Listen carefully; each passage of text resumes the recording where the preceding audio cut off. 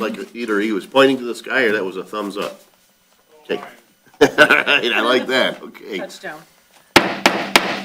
Good evening, board members and residents. I'd like to call to order our regular board meeting for Monday, October 21st, 2024. I'd ask that everyone present please rise for the Pledge of Allegiance. I pledge allegiance to the flag of the United States of America and to the republic for which it stands, one nation, under God, indivisible, with liberty and justice for all. Mr. Witt, will you please take the roll call? Yes, Mr. Batkins. Here. Mr. Brado. Here. Mr. Olgiati. Here. Mrs. Rose. Here. Mr. Tominello is asked to be excused. Mr. Witt here. Mr. Verkowski. Here.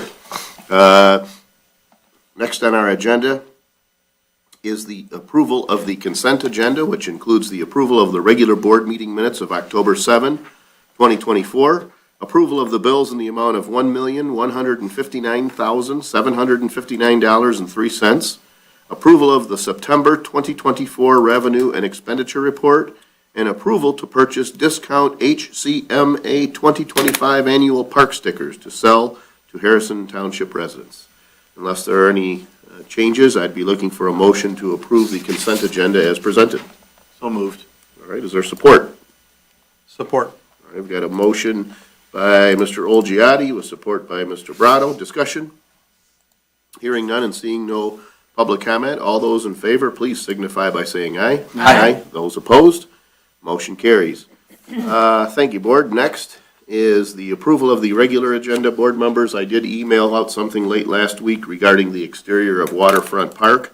So I would like to discuss and possibly award some work for Waterfront Park. I propose that we add that as E6. Otherwise, I'm not aware of any other changes. Unless there are, I'd be looking for a motion to approve the agenda with the addition of item E6. I'll make that motion. All right, is there support? Support. Got a motion by Mr. Badkins with support by Mrs. Rose. Discussion. Hearing none and seeing no public comment, all those in favor, please signify by saying aye. Aye. Those opposed? Motion carries. Thank you, Board. Announcements. On November 9th at 1 p.m., we will be hosting our annual Veterans Memorial Program right here at Rosso Hall. It's a great event. We encourage folks to come on out. Thank you to our Beautification Commission for organizing and hosting this amazing program. A reminder that brush chipping has 2 more months of collection. There will be chipping the week of November 4th and the week of December 2nd. The service will then halt for the winter months and begin again in the spring. For details on the services, you can find them on the township's website. And for more information on these, as well as all other township events, you can call the supervisor's office at 586-466-1445. Visit our website, www.harrisontownshipmi.gov, or follow us on Twitter, X, at HarrisonTWPMI. Any announcements? No, we got nothing going on. Nothing going on. Nothing. No, so just a reminder that early voting starts this Saturday, the 26th, and runs through Sunday, November 3rd, here in the boardroom. It runs every day from 8 a.m. until 4 o'clock p.m., so you can come here and vote. It's the exact same as voting in a precinct, but we'll have ballots here ready for you. Or you vote on election day, and there's also still time to come in and request an absentee ballot if that's what works better for you. We do have those at the clerk's office. And if you do have an absentee ballot, you got to make sure that they get back to us by 8 o'clock on election night in order for it to count. You can bring it to the precinct, you can bring it to early voting, whatever is most convenient for you. All that we care is that you do vote. Okay, any other board announcements? I just want to mention that on what Adam just said, the clerk's office, I think, has done it, got this kudos to him, done a very, very good job this year in terms of putting out reminders and reminding the residents of the different times that they can vote, how to get absentee ballots, where exactly your voting precincts are. So I just want to let you know, I appreciate that as a resident. I'm sure other people in the township appreciate it, because you do have a lot of people with the changes that are being made for early voting and things along that line come to you and ask you those questions. So good job from the clerk's office in regards to getting that information out to the general public. Thank you very much. Yep, definitely agreed there. Get postcards, reminders, a lot of things, and Good email communication. yep, pursuit of various grants to help fund all of those, a lot of those communications as well, so thank you for that. If there are no other announcements, I'd like to at this time invite up our County Commissioner, Mrs. Barb Zinner, to the podium to give us an update on county matters. Thank you, Mr. Supervisor. Hello, everyone. We started our finance meetings for the budget for next year. Everybody's pretty close with the numbers, and some things are a little questionable, and we always work everything out in the end. Couple questions. And of course, people have different ideas about things, so it all comes out in the wash. We're doing several building projects, several large building projects. About the intake center, and Jeff Randazzo, the animal control deputy, is hoping to have a larger facility. The facility that he's using now is so small, and it's been around a long time. They accomplish a lot in that facility. I'm not sure. That has to be worked out. There are several things that have to be worked out. That's why we have some time to do it in. There was one thing I wanted to mention to you all. I was at an event maybe 6 weeks ago, and I was going around saying hello, as I always do to people. And there were a couple gentlemen at a table that were visiting, and they weren't really part of that group of people. They seemed fine, and of course they were fine. But I knew that they really was dropping in. And then I noticed there were more gentlemen at that table and any attention to it. And then just as the dinner was going to get started, the host introduced someone, and he ended up at that table. And as he was introducing him, he explained why he was here, and that man did not expect to speak. He only spoke for a couple minutes. And as he spoke, I understood what was going on. He is part of a group of gentlemen who they had all lost a child to drugs. I don't know if it was one-time drug, several, I don't know. And they, Fathers Against something, I didn't hear the end of the name that they call themselves now. But they really want to go out to any group that will have them. They're in Macomb County, Oakland County, they've gone out of state, and they have a phrase. Nancy Reagan years ago had a phrase, and they have a phrase, one pill will kill. One pill will kill. And for young people, especially with so many lives being lost to drugs, they don't necessarily know that. And that's what these parents have gone through. And that should become a phrase that we should not be afraid to say if it saves someone's life.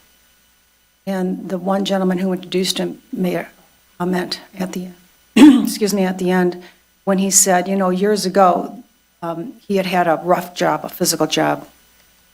And he said, if I got hurt or banged my knee or had something where it was pretty sore, a buddy might say to me, well, here's a pain pill that I have from the house. You can have it tonight and you'll be able to sleep. And he said, I wouldn't take anything like that. He said, things are different now than they used to be. And unless I would know that something was from a pharmacist, I would have to know it personally, he said. You just can't take anything. So it's a different time, and we really need to know and realize and tell young people or anyone that it is life-threatening. Just a different time. And sometime maybe we'll be out of this, and that's something to hope for. We get a lot of information about this through the county, but I wanted to be sure to say that just because it's so important. Thank you all very much. Thank you. All right, if there are no other announcements, we'll move forward in our agenda to item D1 from the Finance Department. Mr. Witt. Yes, so the Finance Department is requesting approval to purchase capital asset software from BSNA Software. Currently, we track our fixed assets and calculate the depreciation manually, which leaves it prone to errors. and some inefficiencies because you have to go through and manually update all those formulas. So they're asking that we invest in the BSNA. It'll automate these processes and make it a little bit easier as we get to year end and that kind of stuff. So we're looking for, it's a cost of $14,275, not to exceed cost, of which I believe it's $5,000 and change is an annual fee for supporting the module. You know, I asked about it just because it's one of those things like, I don't know anything about it. But they said it's one of the things that the auditors have been looking at on a consistent basis, checking in on making sure we're depreciating, and Ken and I can attest that some of that accounting stuff goes over our heads because we're not accountants, we employ accountants. And they said this is an important tool for them to be able to improve the way that they do this.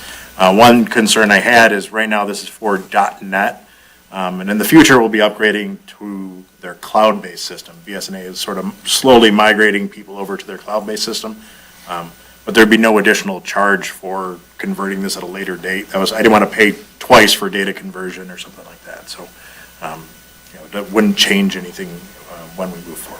It appears that, like, there's a $2,500 charge for data conversion. There's some charges associated with implementation, training. Yeah. So realistically, there are some startup costs to put this in place.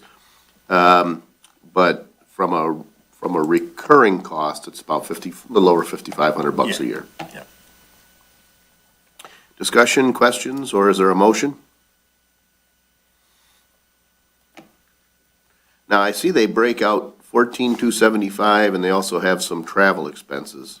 And that's if necessary, and then the training days are if necessary because they're not to exceed. So I mean, if we wanted to say 15, because that would include travel expenses. Yeah, the worst case would be $15,025, it looks like. So, likely not that much, but. Yeah, we're right on the edge of where they're in Okemos, so we're right on the edge of where they'll drive on a day. If you get further out, they make you pay for the hotel room for their stuff, so. Discussion, questions, or is there a motion? I have no questions. This is something we have to have. I mean, there's no question about that. Well, and it's- I'd be it's not- cautious. it's not, we don't have to have it. But it's a manual process right now that's time consuming, and we can Yeah. take that person's time and we need apply to it do in a this. better fashion. So. And we do run the risk of having an error, which is one of those things, right? If your error is significant enough, then we don't have an unqualified opinion when we go through our audit. We have a qualified opinion, and then it Right. takes bond rates and everything else that comes with it. And, when, the auditors and your CPA that runs your finance department is saying like, hey, I'd really like this, and they're saying, you guys should really have this, it's tough to say. I liken it to when Justin comes to me and says, hey, we need this, we don't need this piece of equipment, but it would really help us be more efficient in the field. This is just that, it's a tool. This software is just it's gonna be basically something that we can utilize to make sure that we don't make human errors. Correct. In regards to. Yeah, and what's nice about, there's other products out there that do this, but what's nice about the BSNA software, and there's a cost for it, is that it ties to everything else. So it'll tie to when we do budgeting, because that depreciation is part of it. When we make a significant purchase in an accounts payable, you can code it as a capital asset, and it'll pull directly into this software. So it's not like you have to add it manually again, trying to eliminate those opportunities for error. And I also tend to see, the BSNA is a company that makes software tailored to, certainly to the operation of townships. And I would be willing to say a majority of townships utilize the Yes, software. Absolutely. So when BSNA offers a module, it's generally because there was enough demand amongst enough townships to justify it. This is probably a module that maybe a smaller township might not have. Well, on the other hand, probably some of our bigger peer communities probably utilize this software, this particular module. So it seems like, we're getting to that time and size when it makes sense for us to include this in our suite of BSNA products. I don't think I've ever been on a municipality's website that didn't use BSNA. Same with my wife. She's a realtor and she's always on. Yeah, become used to it. It's kind of like a, yeah. She's using it all the time. All right. Any other discussion, or is there a motion to approve the finance director to sign the proposal and spend up to $15,025 to set up this module? I'll make that motion. All right. Is there support? Support. We've got a motion by Mr. Brado, a support by Mr. Badkins. We had a fair amount of discussion. Is there any further discussion? I'm sorry. Yeah. Go ahead. No, I was just gonna say, under the payment schedule, third payment of $29.50 to be invoiced upon completion of training. And I would like to have it added of acceptance of the program. Just because they've trained it doesn't mean it's satisfying what we've asked for. Does that make sense? I mean, I understand what you're saying, and if I were buying a piece of software that was being custom built for me. From a that's not- stranger, That's right? not what this is. Like, this does exactly what it says it will. Like, that's who they are. It's an ongoing relationship. They're not. Decades, They're a not. decades-long relationship. Yeah, I mean, when I started, that's when we migrated in 2004 over to BSNA. So we've been with them for I really kind 20 of feel like years. we have to conform to them. Well, you Well, don't no. have to conform, but my point is that in terms of a service provider, they're not likely to, pull a fast one on good old, little old Harrison Township and jack up that reputation. I mean, let me say this. I look at approving an invoice or agree to terms with BSNA the same way I agree to terms with Kirkenhuth. I don't anticipate Rob is looking to kill the golden goose and squeeze one by us on something, right? So, but I think what they're trying to say is initially, that 6560 is gonna be some of the things that they need to do at their end. They're gonna talk about converting data, creating different things like that. Then, when they're ready, we're gonna start the clock on the $5,500 because that's an annual invoice. And then the third payment is when we're done, we're gonna bill you for whatever costs between training and travel associated with training for that final cost. They have 2 days of training in here, right? So Right, basically, on Monday, we're gonna bill you for the start of training, and on Tuesday, they're gonna final bill you for, and all I'm saying is that happens pretty quick, and all I would say is, somebody from the township should say, yes, it's doing what. Oh, yeah. what- Yeah, But we have an that's just entire our- process. Yeah, my where- only point is, it doesn't say that, it goes back to all this contract stuff that I constantly bring up. Sure, but keep in mind that we have internal controls approved for and adjusted by our auditor to where things just don't automatically get paid. I regularly get invoices and I say, nope, this is not good. This work isn't completed. I reject that invoice. Even after I say, yes, it's approved, it still goes on the check run. The girls look it over, I look it over, Adam looks it over, right? So there's a Larry lot of, looks it over. right, there's a lot of internal controls that prevent us from being, like, if I got something and they said, hey, Ken, I need you to approve $29.50 in training, I'd say, well, I wasn't involved in the training on this. I'd reject it and say, I need Nikki and Adam to approve it because I don't know if that work So, is actually. That's, and I understand, that makes a lot of sense to me, but if somebody says throughout the process, well, we've been trained, but it doesn't operate the way we need it to be, we don't have a way to get out of this, we have to pay them. That's I'm not- just saying that this is what this says, so somebody's gonna sign this, and if we don't have language in there that says, hey, we have to have a working product, which I understand they're friends of ours, I get that, but I just look at that as just another, strong arm's not the right word. Well, they do, I mean, I don't know if you read further down, Brian, they have a 1-year pledge that if you're not happy with it, they refund the entire thing.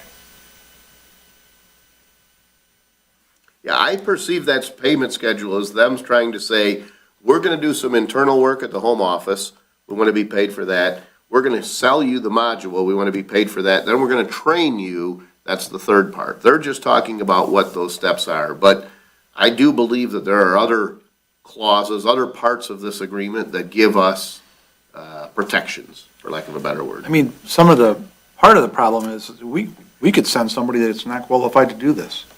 And then BSNA could say, well, Why did you choose this Why'd person you to choose train? this This person? They person don't know what they're clearly doing.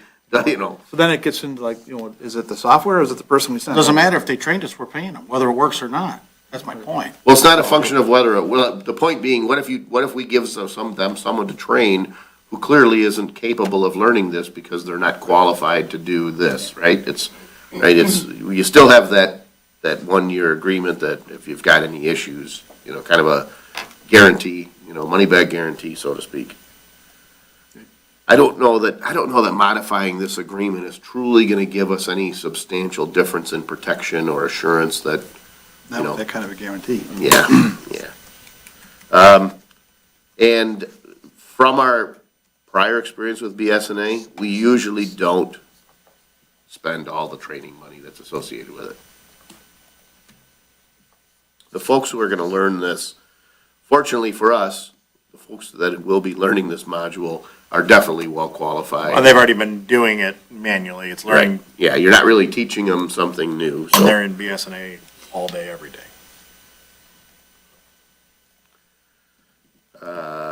So I mean, at this point, I've got a motion with a second. I mean, if there's a. I seconded it, so Yeah. I just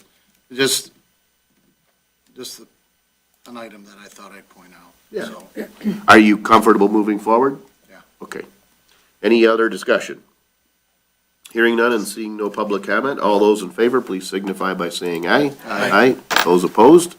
Motion carries. Thank you, Board. Next on our agenda is item E1 regarding our Planning Commission. Board members, Ken Mulder currently serves as a Planning Commission member. He has recently informed us that he will be unavailable for the next 6 months. In order to avoid the Planning Commission, one member short, having the Planning Commission, in order to avoid having the Planning Commission, one member short for that long, Ken has agreed to resign his position. I'll pause here. I wish the Planning Enabling Act allowed for us to have alternates. It does not. We looked into that. We looked into, is there some other way? And the concern is, if in the next 6 months, we have some issue, and it's a contentious issue, and the vote comes down 3-3, there's always this fear that someone pursues litigation and says, well, you knew the guy, he told you he had another commitment associated with his career, he was gone for 6 months, you allowed the Planning Commission to be 6-6. Excuse me, the vote turned out 3-3, my project was denied, but had you had a full board, I might have won, and, the township was irresponsible, was negligent, whatever that might be. So, in order to avoid a 6-member planning commission for a 6-month period, Ken has agreed to resign his position. Mike Vyzenko is a resident as well as a building official. He served in Sterling Heights for many years. He served his entire career working for Sterling Heights, retired as their building official. He is currently the building official for the city of Rochester Hills. I know that the city of Utica hired Mr. Vyzenko to oversee the Jimmy John's Field. So,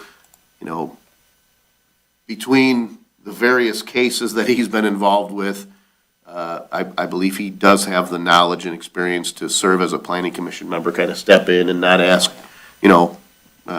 questions or not understand the lingo. Mike has agreed to serve temporarily until Ken returns. So in the board packet is Ken's resignation effective October 18th, as well as Mike's application to the Planning Commission. I recommend that we accept the resignation of Ken Mulder from the Planning Commission effective October 18th, 2024, and appoint Mike Vyzenko to the Planning Commission for a term to expire November 15th, 2027. I'll explain. We will be, in the very near future, looking at renewing a number of these terms. So some of the terms tend to run right around plus or minus when November 20th is when the new terms come up. So Ken Mulder's term would be expiring November 15th of 2024, and we would have been reappointing him. The language associated with the Planning Commission is that when you're appointed to take over someone's term. So I do not anticipate that Mr. Vyzenko will serve to November 15th, 2027, but there's nothing in our ordinance that says we can appoint him only for 6 months. We have to appoint him to fill a term. But again, the whole purpose of this was to reach out to a resident who understands, can serve, you know, and isn't trying to bump somebody else out of the planning commission. Discussion, questions, or is there a motion? I have no problem with Mr. Vyzenko. He's been at different meetings before. He's very, very knowledgeable. There's no questions about his credentials. The only thing that I have is let's say Ken comes back from Germany, he decides that he doesn't want to be on planning commission anymore. Is Mr. Vyzenko, is he prepared to step into that particular role? So I did not ask that question. So in the world of what ifs, as that comes up, my instinct, based on prior relationships with Mr. Vyzenko, if for some reason Ken could not or was not willing to serve, I think Mr. Vyzenko would be willing to continue to serve until some other solution is made. He may say, hypothetically, if that happened, he might say, hey, you know what, I don't mind, I'll continue to serve. He might say, you know, I don't really want to, find someone else, but I'll serve until then.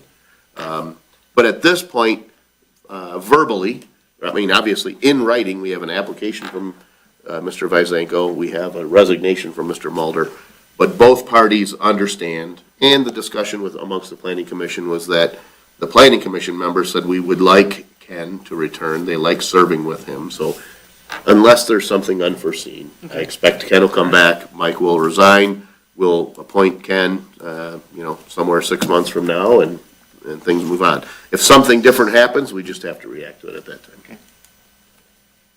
Any further discussion, or is there a motion? I'll make the motion to accept Ken Mulder's resignation and to appoint Michael Vyzenko to the open position on the Harrison Township Planning Commission. All right. Discussion on the motion. Oh, I'm sorry, is there a second? I'll support that. Okay. Any discussion on the motion? Hearing none and seeing no public comment, all those in favor, please signify by saying aye. Aye. Those opposed? Motion carries. Thank you, Board. Next is sidewalk repairs. Board members, you may recall when we enacted our ordinance associated with maintaining sidewalks, the board felt strong that they wanted to take care of any existing deficiencies. So last year, the board approved up to $95,000 to repair various sidewalks in the township.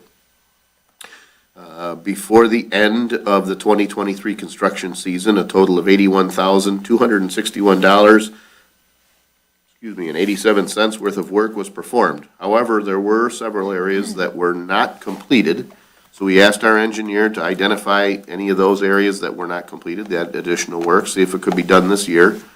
Luigi Ferdinandi and Son agreed to hold the same unit prices from their 2023 bid. Attached is a bid tab showing the amount of work and unit prices. There's a couple areas we can eliminate, and the 10-foot sidewalk, 10-foot wide sidewalk, it actually shows as 10-inch. I think it was a typo there, proposed 10-inch concrete sidewalk. So really what happened was that there was a section the engineer identified at Shook and Jefferson, but we had intended, there's an area at Hazel and South River of sidewalk that's non-existent. Our intention is to convert that entire section all the way from Bridgeview to almost I-94 to 10-foot path. So it seems silly to put in a 5-foot wide sidewalk along that property and then tear it out a year or two from now and replace it with 10 foot of asphalt. So since we've got a contract, the thought was, let's pour it as 10-foot concrete. We eliminate the liability in that area, and then it reduces the overall scope of the work eventually when we move forward. So And that path is through a congressionally earmarked from Congressman James's office, right, correct? yeah, Congressman John James was successful. He approved the grant application we had for, I think it's a $1.4 million path project to extend the path from Bridgeview and South River Road all the way down South River to Lance Cruz. That is a part of the county's master plan. They kind of have a loop to kind of take a path all the way around the county. We know that we can't get through Selfridge. We can't run along the borders of Selfridge because of AQ's issues relative to clear zones, things like that. So this would take the path, it would in essence connect our path eventually to Mount Clemens, which in the short term is, it's convenient and the opportunity for folks to bike or walk into town and take in some of the things that happen there, whether it's fireworks or whatnot. But then from there, the county is working on a plan to take the path north, potentially Gratiot, maybe up to 21 Mile Road, back east to catch Chesterfield and New Baltimore. So this would be a segment of it. So again, if we know that's what the master plan is, I don't know if it's going to happen, next year, the year after that. But this 10-foot wide sidewalk, just that portion. So I'm looking at a 10-foot wide sidewalk that's about 200 feet long, 26,450. It's actually about 250 feet long. So what's that? Another 25%. So, we're getting upwards of almost $40,000 just for that one section of sidewalk. But putting it in, having it in place, it just takes, it's one less part of what we're talking about for the other project. So I think the suggestion was total cost not to exceed $115,000. It's also important to understand these are these are unit prices. There's some inspector days involved, so this is probably a conservative number. But there are several neighborhoods in here that were told in 2022 that the work would be done in 2023. The work was not done. There still is that need to make those improvements. Contractor has assured us that they can complete this work still in the 2024 season. Questions, discussion? I did get a request of what were the areas that were done, what were the areas. I did send out emails this afternoon. I apologize for not getting that out sooner. We were camping this weekend, so. So the path, the path that's going to be behind Willow Bay Estates, right? Mhm. The width of that path is the same width as a typical bike path. Multi-use, right? Throughout So- the township. Correct, so. Multi-use path, yeah. Correct. So same width. Yep. Same look and feel as we have everywhere else. Correct, yeah, so Okay. so we're gonna have 10 foot. Now, I say 10-foot asterisk. I think, when we got to, back in 2012, when we got to the area in front of the River Rat, there were some right-of-way areas. Sometimes we have some challenges acquiring easements.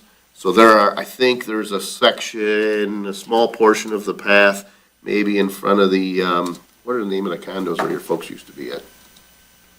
You know what I mean, Yeah. River Bend or Yeah, River River Bend or condos. something, whatever, Yep. right? So my point is this, what I've learned is North River Road, South River Road, Jefferson, these are roads that go back, in some cases before vehicles existed. So you have all sorts of weird right-of-way.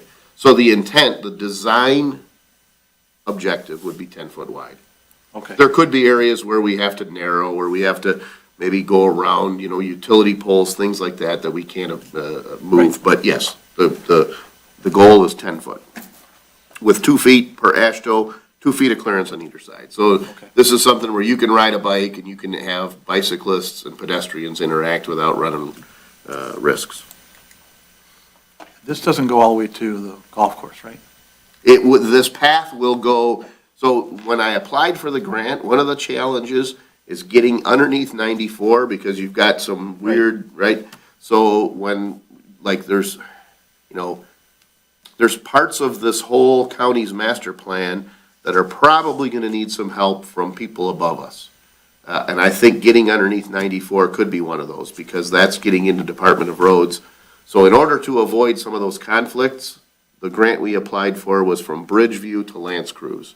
It connects all of the neighborhoods along there. The majority of the housing is on that south side of South River Road. Right. It, connects to Town Hall, so you've got a way for folks to get, obviously, Town Hall doesn't have sidewalks, but it's kind of connecting the library, it's connecting the school districts, South River, the schools that you can access from Town Hall and Lance Cruz. That was kind of the theory.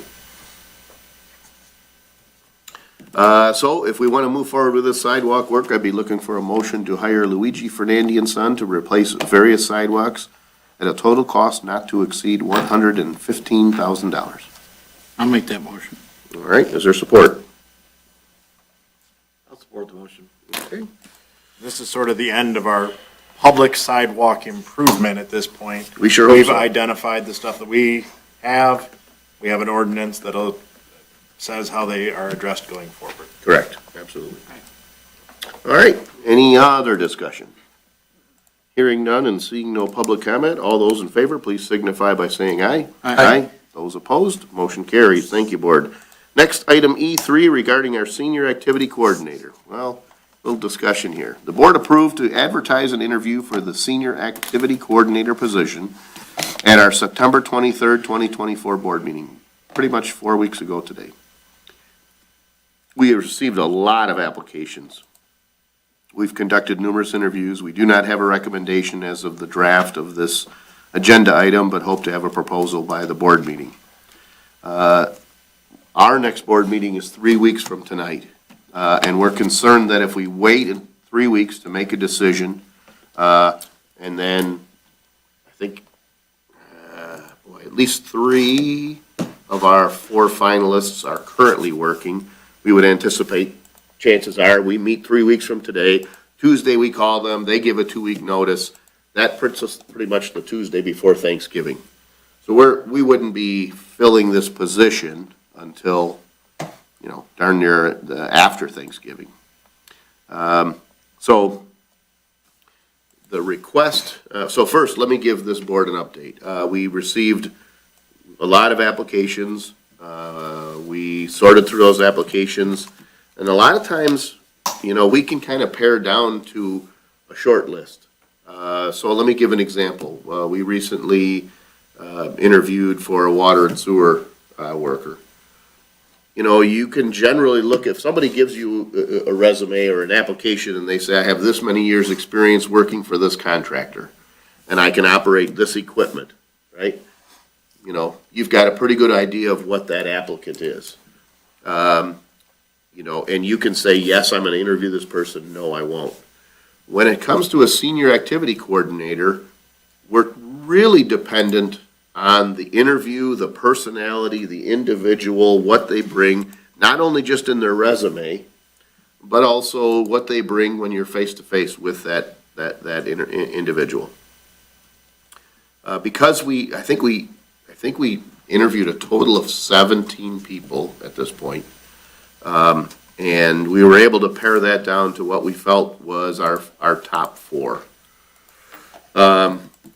Like always, no matter what position you're filling, you take your best guess, but ultimately, when you put them in the position, you find out whether they really, someone can tell you, oh yeah, I'm really good at this, I'm really good at that, but when you really put them in front of the seniors, you hope you chose the right person, but, we still have that 5-month, if you will, trial period. The 4 individuals that we kind of narrowed this down to, all have impressive resumes. 2 of them have either current or prior experience operating a senior program. A lot of diversity in terms of what other skills they bring, whether it be, skills offering yoga programs, art programs, various different things that each of these applicants said they would like to bring to our seniors. So I'm asking this board ultimately to empower the 3 full-time officials to make that decision and pull the trigger prior to 3 weeks from today. That's the ask. Why do I ask that? Well, as I said, if we don't act now, we're not going to have anybody in that chair for at least 5 weeks. Second reason, why do I ask? I have been supervisor for almost 14 years. I've never had any board reject the recommendation of the 3 full-time officials when it comes to hiring. So whether I could give you a name today or not, the reality is I feel, based on our history in the past, when I've said, we all agree that Mrs. Jones is the best person, the board has typically said, okay, we trust you. You've got to deal with Mrs. Jones until whatever, you've met all the other candidates, we trust you. So that's another reason. The other thing is, through the interview process, we came to realize that whoever we hire as a senior coordinator has it better and worse than our previous senior coordinator. So I should derail here, stop for a minute. Mrs. Jen Iannuzzi was our senior coordinator for roughly the past 3 years. She crushed it. She did a great job. As I said Friday in my State of the Township address, I have bad news and good news. Bad news for us, good news for her. She retired. The heartfelt goodbyes at the senior center were, I mean, there was a lot of tears. People will miss Jen. And so I said, this is, it's easy and hard. The good news is whoever takes over that senior coordinator position already has programs established, relationships with, a schedule. This is when we do bingo. Here's when we do cards. This is, right? So that person is inheriting something that, Jen had to make up on her own. The bad news is whoever comes in, because Jen was so well liked as our coordinator, whoever comes in is going to be kind of compared to Jen. So we haven't done this in the past, and there really wasn't a senior group to do this 3 or 4 years ago. But what we would like to do is coordinate a meet and greet at the senior center with these 4 candidates, ask each of them to go up, give a little, 3, 4, 5 minute presentation to the seniors. We're not comfortable at allowing the seniors to just randomly ask questions, not because we don't trust the seniors, but because the very process of interviewing, there are questions you can and questions you cannot ask in an interview. And not every person at our senior center might know the difference between those two. So what we would like to do is kind of accept questions in advance, kind of screen those questions, maybe take out some of the ones, maybe we're going to see that same question 2, 3, 4 times. That's an important one. Maybe we get a question that, might not be appropriate from an HR perspective and pull that out. Have them come in, present to the seniors, ask them some questions in front of the seniors, maybe have some cider and donuts one late morning, send the candidates away, and then meet with the seniors and get their feedback. And part of this is valuing their input. I'm going to see this person, once a week, once every other week. They're going to see this person maybe every day or 3 or 4 times a week. So I think their input would be valuable. So I'm really at this point asking for the board to approve the 3 full-time officials to make a decision, if in fact it's a unanimous decision. So I don't have a problem with that being a part of the rules. If Larry, Adam, and I all agree, say, yep, this is a person we want, give us that ability to hire this person, move forward. Right now, we're operating the senior center, fortunately, because we have some of the seniors themselves that have been involved in the program. We've got kind of Jen's backup person, or right-hand person, if you will, just helped out. We've got a gal who has not only been one of our bus drivers, but also scheduling the buses, helping us out. But the longer you go, the more stressed out people are, the more tired they are. Hey, let's get this done. And so that's our plan. So you won't be bringing this to the board in 3 weeks for board approval because the person will already hired, correct? Well, I hope so. Okay. So what we looked at was, I did ask Stephanie to reach out to the finalists. We've identified, we've got Mr. Tomanella's schedule, Mr. Witt running an election, my own personal schedule, and then that schedule of 4 different people who are, got their own lives. So we identified potentially next Tuesday as a day when we could, there's enough time in the schedule at the senior center where we could do something, do this in-person meet greet kind of a thing Larry's available, Adam's available, I'm available, all four candidates are available. That would give us just about a week to collect some questions, to get that message out to the seniors that Tuesday morning is their chance to, see the applicants and give us their feedback. And so potentially, we could be as soon as Wednesday, if the three of us all agree, we say we liked Mrs. Smith the best, give her that offer, and that instead of us talking about it in 3 weeks, that person could possibly be starting in 3 weeks. So that's the desire.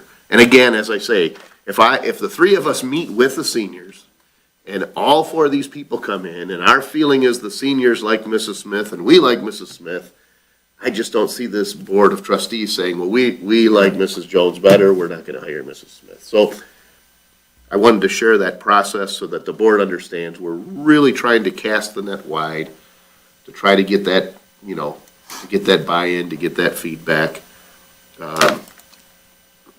Although I think we have four good candidates, we've got, an age range from maybe, obviously one of them's the youngest, one of them's the oldest, different personality types. One lady, reminded us of Jen. So, that doesn't make her just single-handedly the best candidate, but, some of her mannerisms were similar. So, but who knows? See what the seniors say. We're not gonna vote, this is important. We are not gonna take a show of hands on who they liked, right? We're gonna try to gauge that, but we're trying to give them that input. I do feel if, a couple of those candidates look better in front of the seniors, we're gonna hear that feedback from them, so.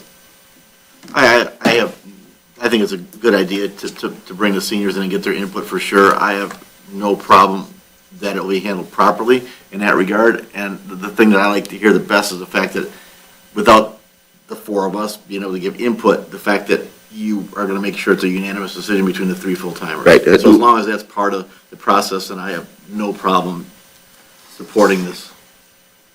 That's not a problem whatsoever for me. I didn't prepare a proposed motion, but I guess the motion would be to authorize the three full-timers to select a senior activity coordinator with that name to come back before the board, assuming that we do involve the seniors in the selection process or in the interview process, and that the decision be unanimous amongst the three full-timers.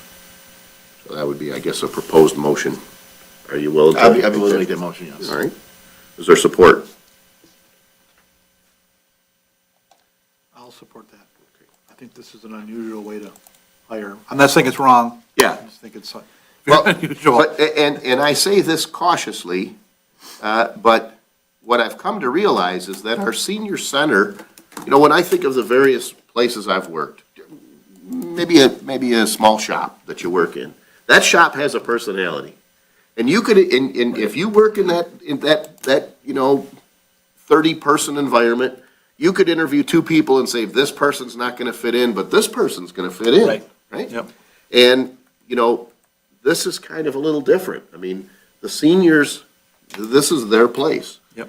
So, making a decision without their input is, but the alternative is, if we do get some feedback, not everybody's gonna like Mrs. Smith, but if we hear some positive comments from the seniors about Mrs. Smith, there's some hope that, that society, that group of people are gonna, give that person a chance to succeed. And in the end, why do we have a senior center? For the seniors, right? Right. So I apologize, a lot of chatting there, but this one's a little bit different. Again, we've been doing this a while, I've never had this, so, any discussion? Just, I guess, a question. This new senior activity coordinator, when would their benefits start?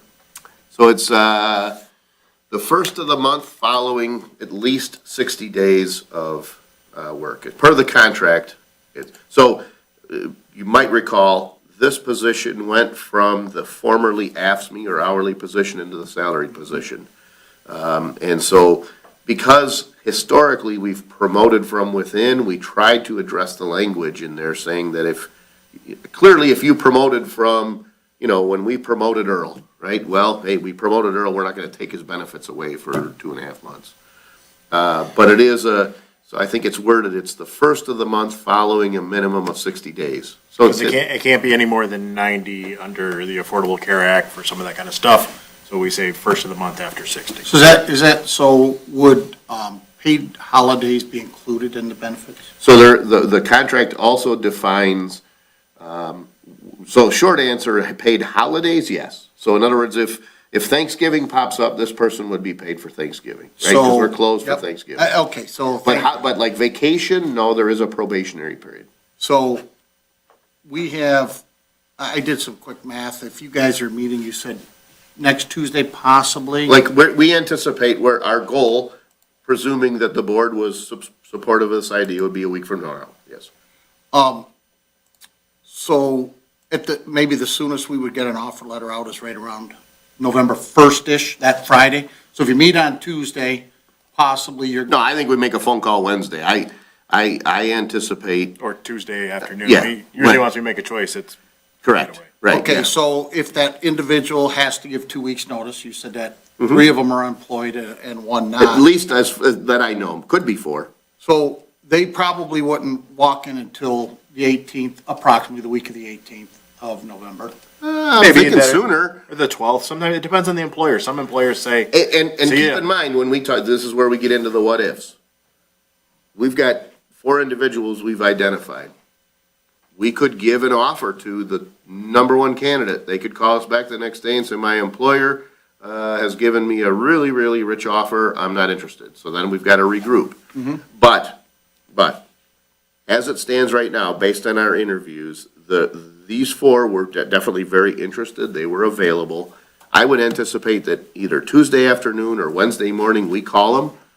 If they, if they say, okay, we're pulling the trigger, start the Tuesday after Veterans Day. I'm hoping. that's what I'm seeing, right? Yeah, I'm seeing that they would give a notice 1 week, 2 week, and I'm seeing is like Tuesday the 12th, could be Wednesday the 13th. If they said, listen, I can't start until the 18th, I wouldn't refuse them. I wouldn't say, no, oh, I've got this, or the employer asked me to stick around because there's an important deadline. I mean, we've done that. Yeah. But I would say anywhere from the 12th to the 18th. Okay, so that being said, there's 35 days between that start date and the second of the year. Out of those 35 days, 10 days, that person's not working. So my point is, can we hire someone part-time? Does that union contract allow us to backfill it? Because right now. I think- wouldn't do that. I don't know if the contract allows it. This is important. What the period of time, so let's back up a couple of things. First and foremost, this person, although they're on vacation, if we're operating certain shuttle services, they're still expected to maintain calls, take calls, serve residents. So this is a different thing as far as that goes. Number 2, this is like, from your point, when I came from automotive into public service, I kind of would have, like, as sitting with the chair that Paul's in, I probably might have brought up the same thing. This is something that's budgeted for. This is something isn't a situation where we're saying like, well, we're gonna save $1.98. I appreciate the approach. More specifically, what we've tried to do in recent contracts is not limit someone, say, maybe from sick days. Give them those sick days. Do they call in sick? You're like, well, okay, gee whiz, they didn't show up. Like, are you dedicated to the job? Are you serving? But, culturally, if everybody has Thanksgiving and the day off of Thanksgiving, after Thanksgiving, and I said to that person, well, you don't, it starts to have an impact on the remainder of employees that we have. Well, why are you treating this person in this way? Well, I didn't count those 2 days, so thank you for that. So Yeah, right. Now 12 out of the 35 days are paid. So my only point is, it's not, I understand it's budgeted and all that stuff, but it's a potential cost savings. If you look at, I don't know. I don't know how I get up to 12, but. We're already going to save them a 12th of the payroll, in essence, because the gap between the previous position holder We're not paying and a senior whoever we're coordinator right now, replacing. right? There's no health care, no pension, no payroll. We already saved money this year. We're already green on that line item. Oh, Right. yeah, no, I Right. 100% understand that, but this is an opportunity to save more. Right, but this is So- also like to say we're gonna make somebody work part-time we're just gonna, like, that's a big, like, stick in the eye as you start, like, hey, welcome to the team, poke you in the eye. That's fine. And poke the men and women that will eventually represent this person. So if that's what we regularly did, I would say, hey, let's have that conversation. But what I'd be doing is I'd be going to the union folks, I'd be going to the pool of employees that we currently have and say, okay, why are we gonna do this? This person is anticipating coming into an employment relationship. I mean, when we sit with employees and we talk about the wages, at least two individuals would not be getting an increase by taking this job. But they're getting into a municipal employment environment, which people value, right? It's a certain person. I say all the time, if I hired a used car salesman and asked him to come sit in one of the positions here at the township, he or she wouldn't like it. And if I asked the majority of our employees to go sell used cars, they wouldn't like it either. We tend to segregate ourselves. We go in a place, in an environment where we like that. And one of those things about municipal employment is the dependability, the consistency, the predictability. It attracts a certain person. I would not be comfortable going to the union and saying, can I hire this person on some part-time temporary basis? There's already built in there a 90 working day probationary period. So the holidays don't impact. So we pay them and they quit January 3rd. That's the end of it. We paid them. Well, we wouldn't pay their holiday pay because you have to work the day after the holiday in order Right. to. But Okay, so but let me just say January this, 5th. Brian, we go through this process. I Let me know, just I say, get it, if I that's get what it. the person did, I'm glad they quit because I don't want that person, right?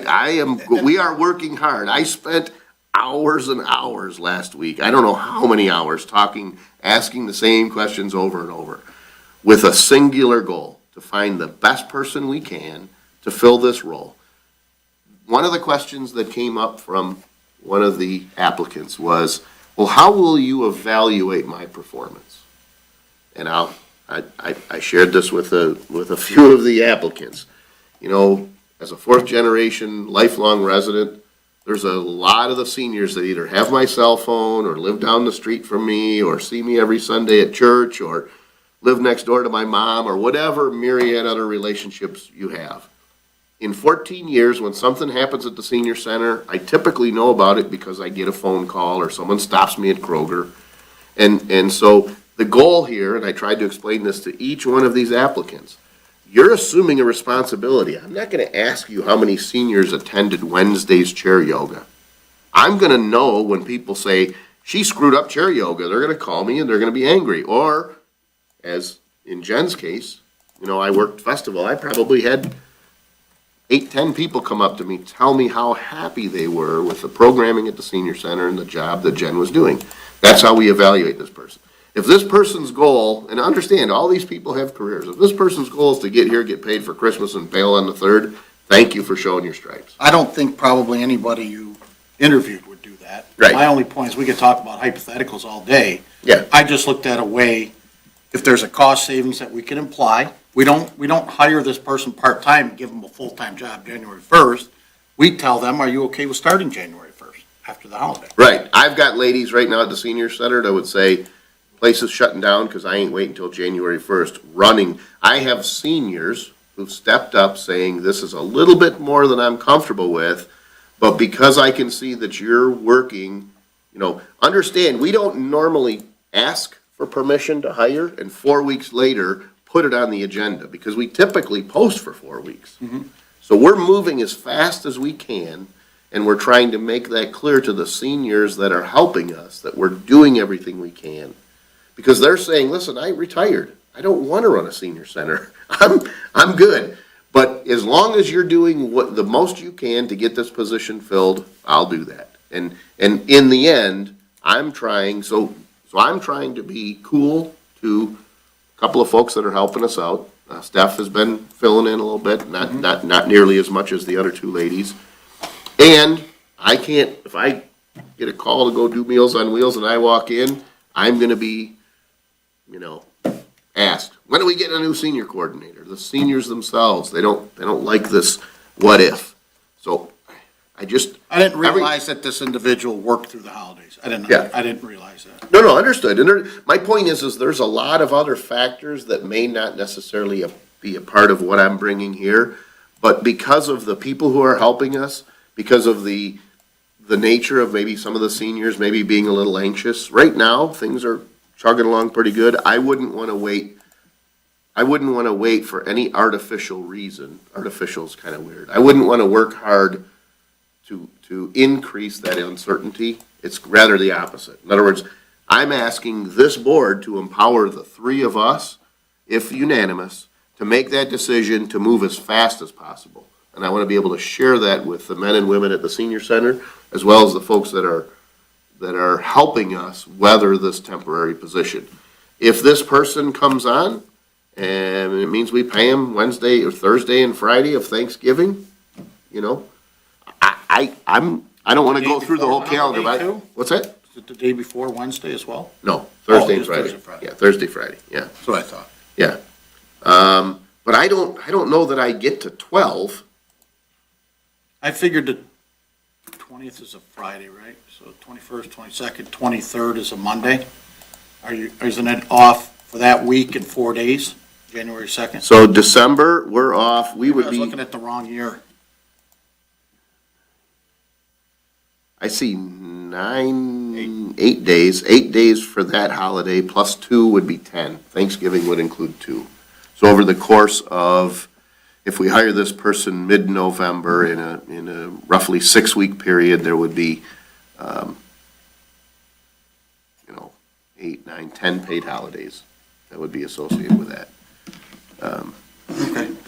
But again, we're talking about like, hey, listen, you're not working this week, but you do have bills to pay. I mean, it's the reason you have paid holidays. We've And you know historically what, closed maybe you guys are unanimous on whomever, and they say I'll start January 1st, then we, Well, I don't know if the person says I ain't starting until January 1st, we may not be unanimous on that decision.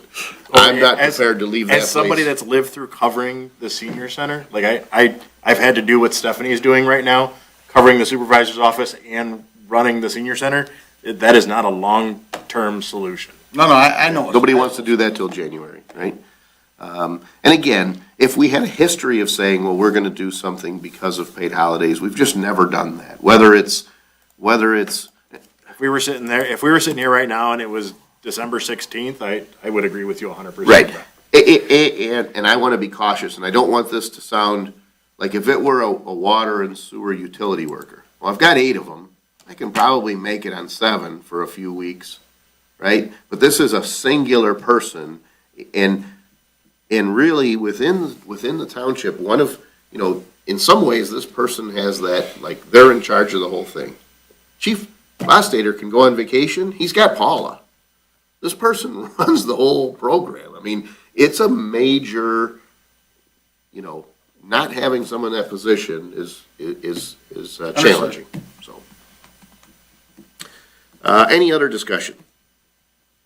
Hearing none, we've got a motion by Mr. Olgiati with support by Mr. Brado to authorize allow the 3 full-timers to make a decision on the senior coordinator, assuming that it's unanimous, and including the seniors themselves in the vetting process.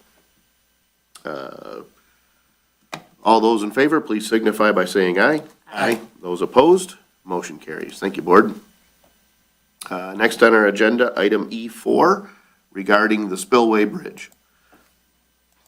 Board members, we are in the design phase of the Spillway Pedestrian Bridge. Spalding D. Decker has identified several easements that need to be acquired.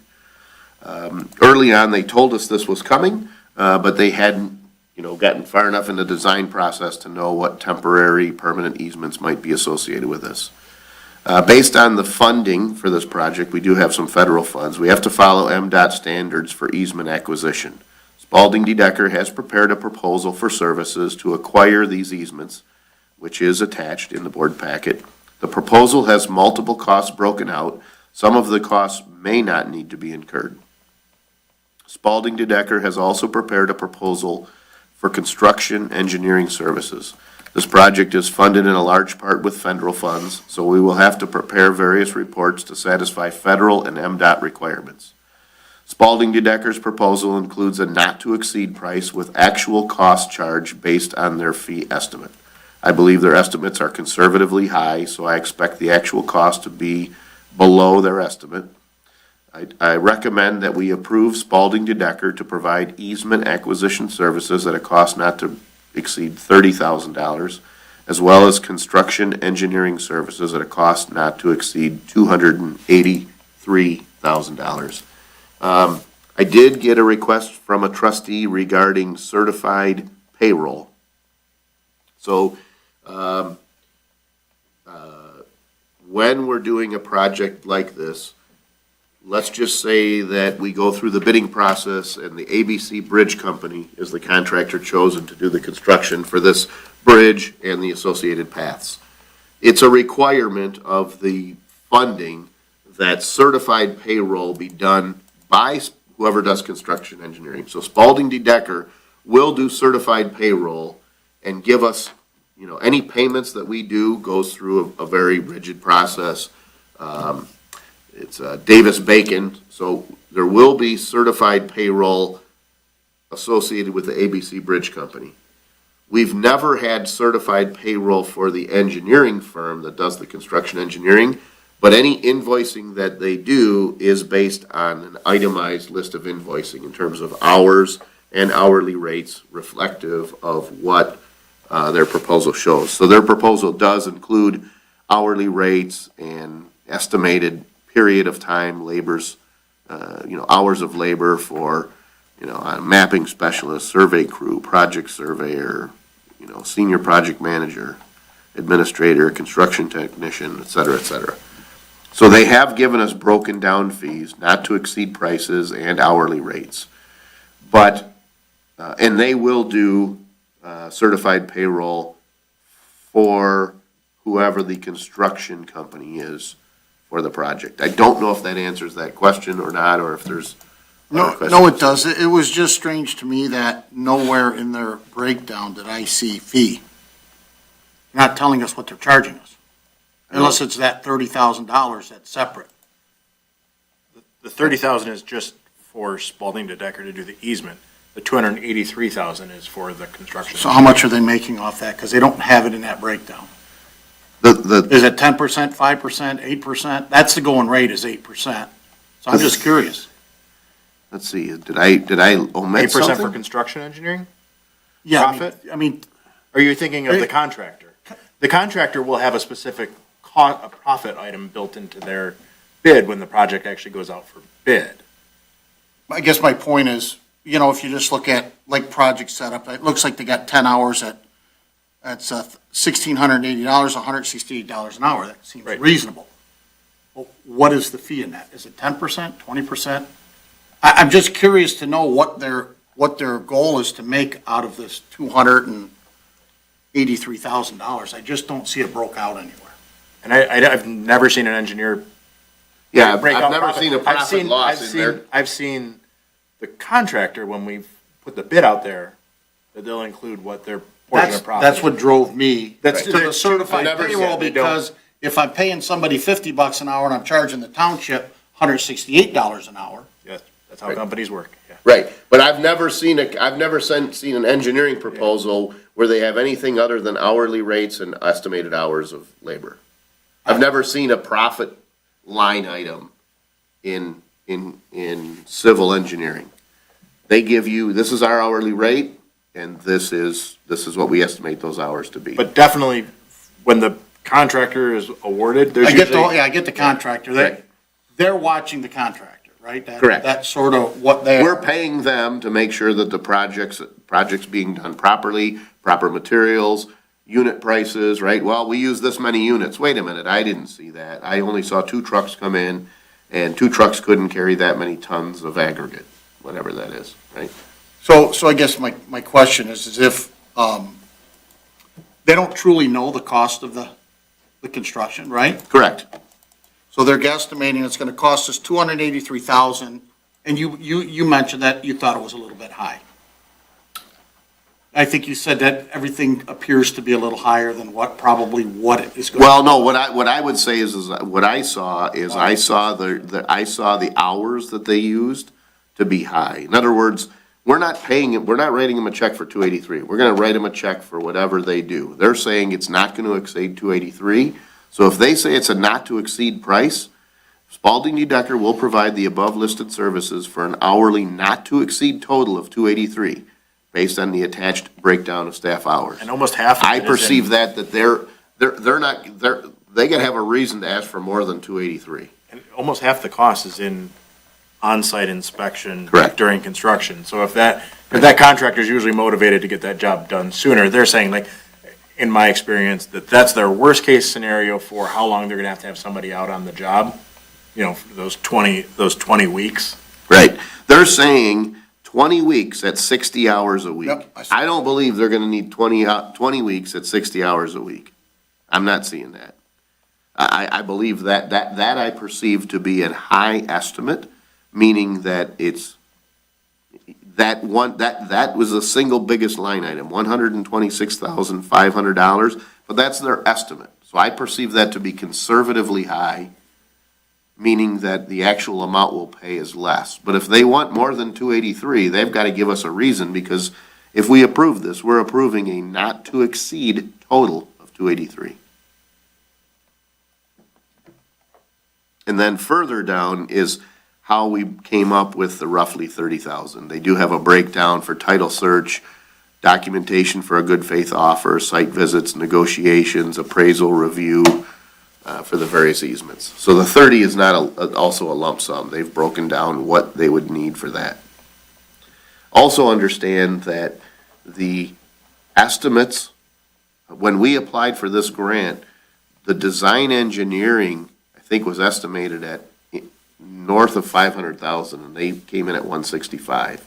So far engineering, in terms of our grant request versus actual costs, even if we include all of this, is still less than what we thought the design engineering was projected to be when we prepared the grant estimate.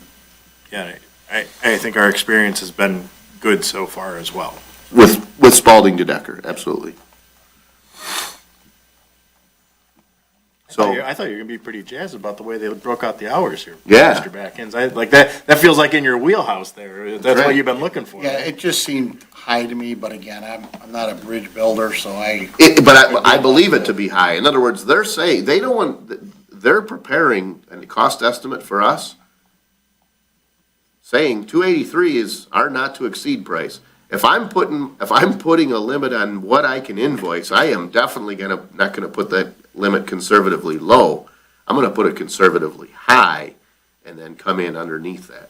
I also think this is a way, personal opinion, this is a way for these engineering companies that are not our township engineer to go like, hey, look at how great we are. Look at what a great job we did. We're just fantastic. We even came in under what we told you.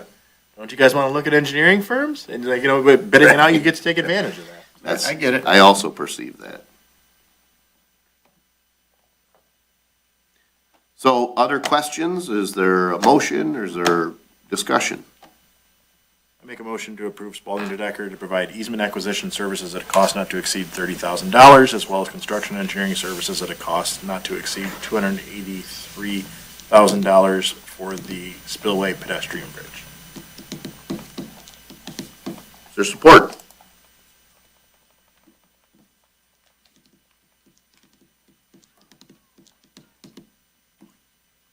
If we don't approve this, we don't build the bridge. Yeah, we I'll just support give it. up.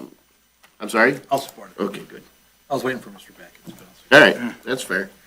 Okay, we had a fair amount of discussion. I do not believe that what's being presented here is excessive or out of line. I will tell the board, I did forward this information to the chief highway engineer for the Department of Roads with two questions. One was, would the Department of Roads be interested in doing either of these tasks for us? So DOR does have a right-of-way department, and DOR does do construction management, construction engineering. Matter of fact, the 2012, oh gosh, when was the North River Road, was that 2015, 16? I don't know for sure. They did the construction engineering for those two projects. Second thing I did is I asked for if they're not interested in doing it, do they have an opinion? I'm going to close that loop. You know, neither of these things are super, super time sensitive. Acquiring the easements is important because if we don't have the easements in place, come springtime, we can't move forward with this project. And this isn't something that we can hillbilly because it's federal funds. You have to go through their Yeah, specific. I can't process. knock at Mr. Smith's door and say, hey, give me $5,000 for that piece of land. We've got to follow a process. But before, I can assure this board, I had hoped that I would have that answer from Department of Roads before tonight. I don't have that answer. Obviously, if they came back and said, we'll do it for $20,000 and $183,000, well, I'm not going to move forward. But my instinct is they're not going to come back and say they want to do this work. But, you know, obviously, you know, they're trusted partners. So I did ask for that feedback. I just haven't received it yet. So I will not notify Spalding D. Decker until I at least have confirmation from DOR on their interest. But I did try to look into it. Under the, and I think Mr. Witt brought this up, the 1,100 man-hours. Yeah, they got 20 weeks at 60 hours a week. Obviously, that's 1,200, but they're I saying, would okay, think, roughly. but yeah, so, can you just verify that 115 is a straight time rate and not that individual, if they end up working overtime? Does it get, I think it's multiple people. If I had to guess, it's not one it's guy. not one guy for 60 hours. It's probably multiple people. Right, because I'm seeing, if I work it backwards, 126.5 is 115 times 11. yeah, just, it says lead construction technician, so. It's doesn't- right, it's a title, right? It's not a person, right? So, and again, I don't perceive this project, I do believe that there will be times when maybe large cranes are on site or things that add additional cost, that they're probably gonna work at a different pace. But I don't know that this entire project is gonna go 20 weeks, 60 hours a week. You know, but I do believe there will be times in the project when they'll be working overtime because of other associated costs, you know, coffer dams, I don't know. And usually the hourly rate is a fixed hourly rate, and we're not impacted by when they work or how they work, because if they work overtime because they were working on somebody That's else's their problem. job, that's their problem. Right. Our cost per hour for a construction tech number 3 is $115 an hour.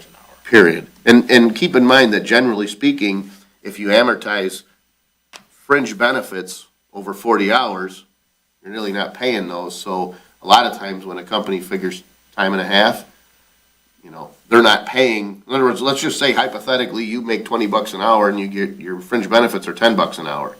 If that $10 an hour is amortized over 40 and I pay you 30 at time and a half, I'm still paying you 30, right?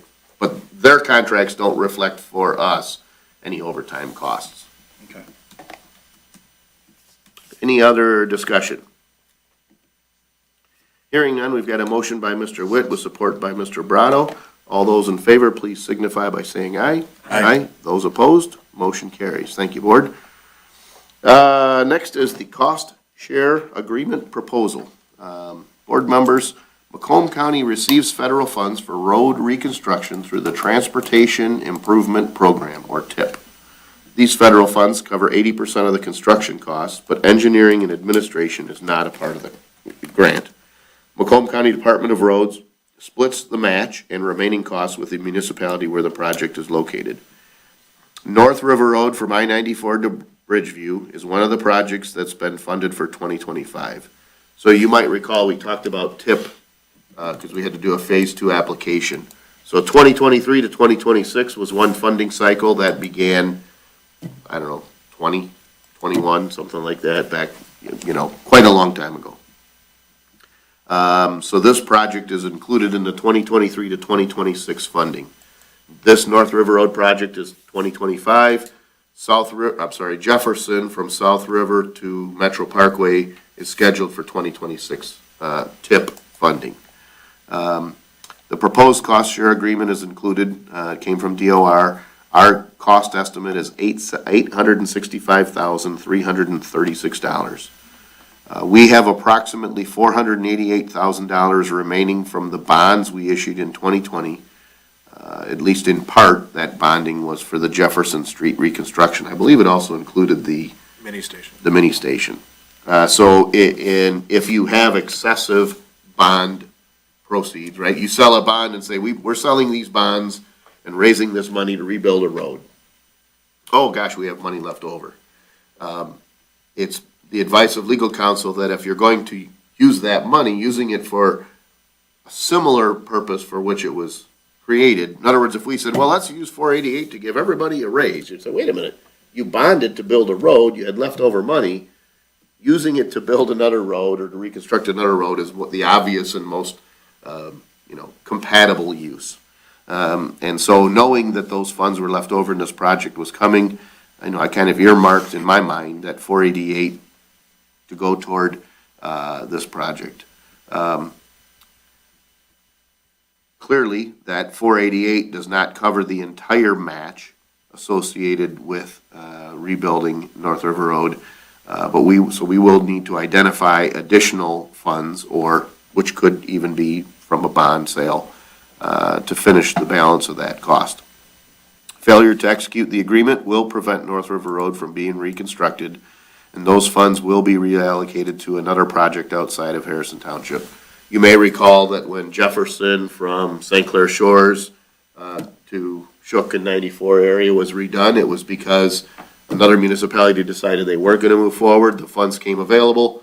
We kicked in our 20%. We fixed what was one of the most frequently complained about roads in our township.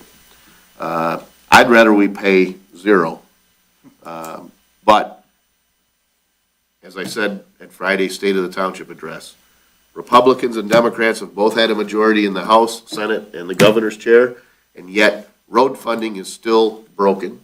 It hasn't been fixed. It's worse because the costs are going up. Fuel efficiency is going up, which means we're selling less gas. There's more electric cars on the road. So it's worse than it was 10 years ago. Combine that with the fact that our current administration in Lansing has borrowed $3.6 billion, $3.5 billion to do today's construction. So that means that whoever comes in is not only going to still have the same challenge to fund our roads, but they got a $3.5 billion loan to pay off, so they don't even have money to do today's work because that work's already been done right now. So whether we pay 45 cents more at the pump or whether we somehow collect this money and get it from our residents one way or another, if we want North River Road done, we have to participate. I wish it would be fixed, and I asked for that on Friday, but in the short term, we're looking at a project. What was the total cost on this project? We're looking at a $4.8 million road construction project.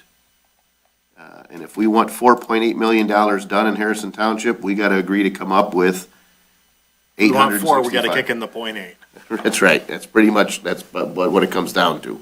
And those are targeted figures. Again, historically, recent projects have come in under what those are, but that's the current engineer's estimate, 4.8 for the project. Almost that entire 488,000 remaining from bonds was because the Jefferson Street project was able to come in so much lower than this original cost share agreement that we signed for that project. Correct.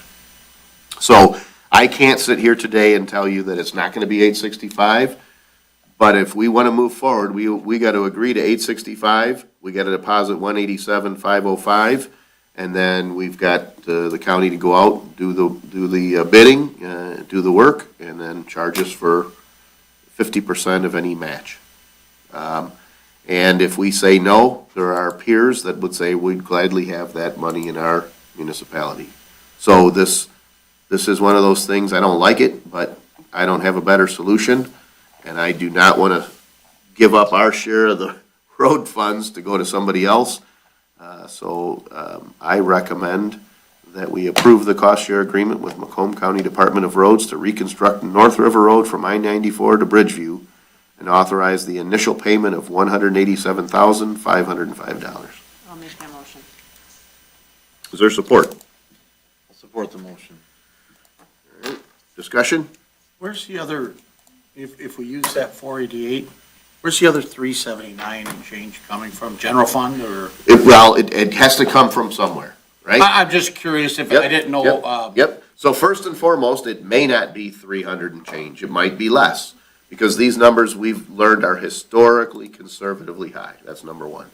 Number two, we heard Mr. Tominello talk about the fact that because of interest rates, we're generating revenue from investments.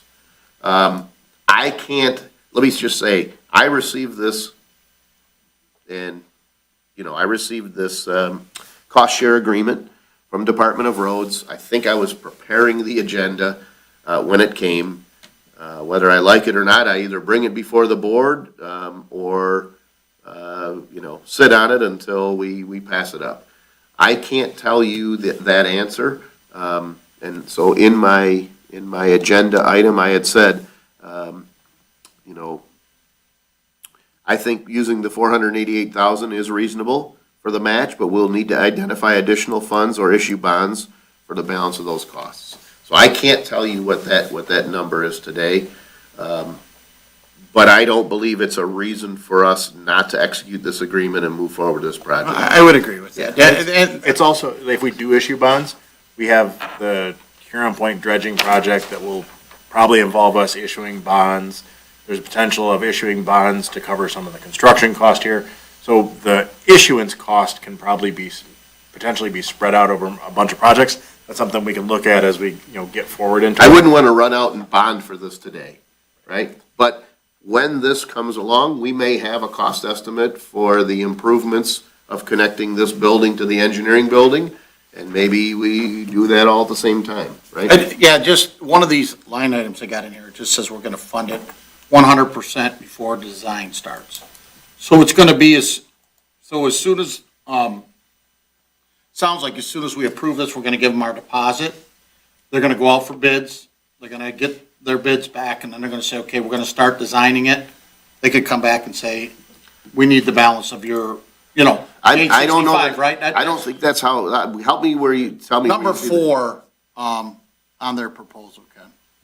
Funds provided by township shall be paid that design engineering. And that is true, that's how that works, but. Because they want to make sure we got the money, right? Yeah, but they want to make sure we've committed the money, right?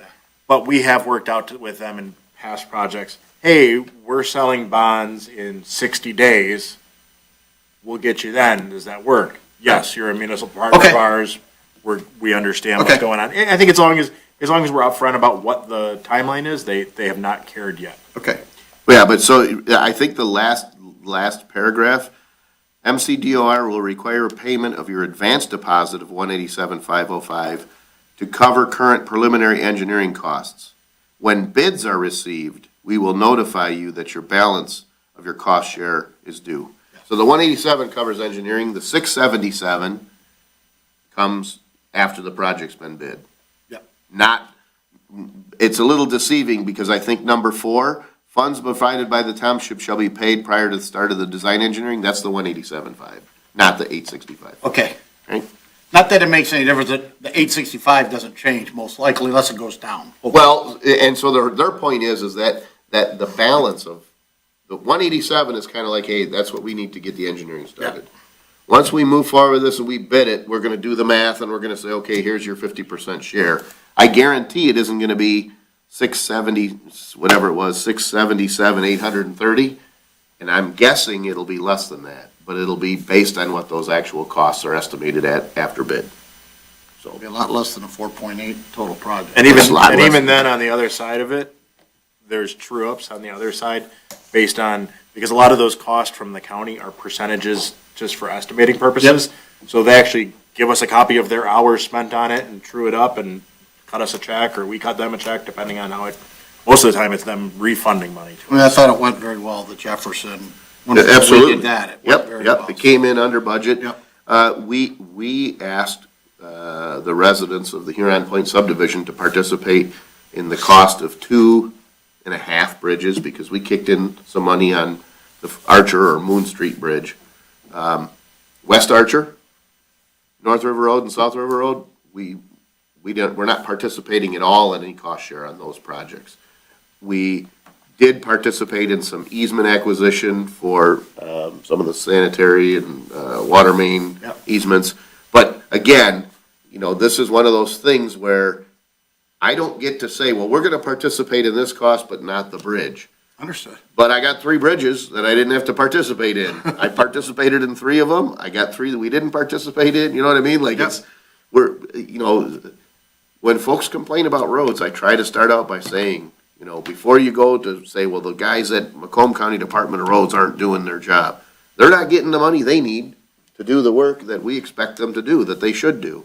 So, at least they're not sitting on their hands. They're trying to figure out how to take the funds they get and stretch them as far as they can, and I appreciate that. My first thought when I read through this proposal, I'm thinking to myself, how many different meetings have we had where we've had different groups come in with SADs and complain, certain people complain, certain people want to do it, and I'm thinking to myself, this is just an SAD for us as a community. We have to do this for our community to make sure the roads are better. I mean, it was kind of ironic to me. I'm thinking to myself, there's no way we can tell our residents that, no, we're not going to do this, and then we're going to expect them to kick in to do their roads and their subdivision. It just wouldn't be right. And in fact, back in 2012 and 2013, when we formed a road funding subcommittee, one of the things is you can do a township-wide special assessment to fund roads.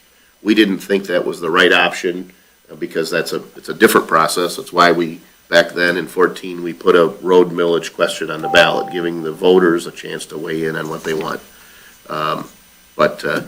Does every resident agree with what we're doing tonight? No. But I do feel like a majority of the folks that we represent would say, if I can get a $4.8 million project done for the 0.8, it's better than paying 50%. Sure. So, any other discussion? Hearing none and seeing no public comment, we've got a motion to approve the cost share agreement by Mrs. Rose with support by Mr. Olgiati. All those in favor, please signify by saying aye. Aye. Those opposed? Motion carries. Thank you, Board. Next, I did ask to add item E6. I did email to everybody a 2-page scope of work. We have already furred out and insulated the western-facing wall on the bathhouse at Waterfront Park. We talked about utilizing Mr. Brent Condon as our general contractor. When we looked at the scope of the exterior work, he had kind of indicated he was a little bit concerned that there's the potential for some finger pointing. Well, does this subcontractor interface with the other? And he felt like having a general contractor for the exterior work was the better choice. So we did identify work on the north wall, east wall, south wall, work for the roof, electrical work, mechanical work, plumbing work. But basically, when we're done, the exterior of the building would have I think we identified the hardy panel board siding and trim. I think the building would be insulated. That doesn't mean that we must keep it open during the winter, but it does mean that if we chose to utilize that building during the winter months, it would be able to be utilized, even if it's just later into the season. We're talking about a metal roof. We're talking about really taking that building as it stands right now and, making it look like it belongs in the neighborhood in which it's located, first of all. Once we do the exterior work, we'll focus on the interior. As I mentioned in Friday's State of the Township address, our negative reviews of Waterfront Park, I think there's 52, 1, 2, 3-star reviews, something like this. They're all associated with the condition of the bathhouse. So we know something needs to be done there.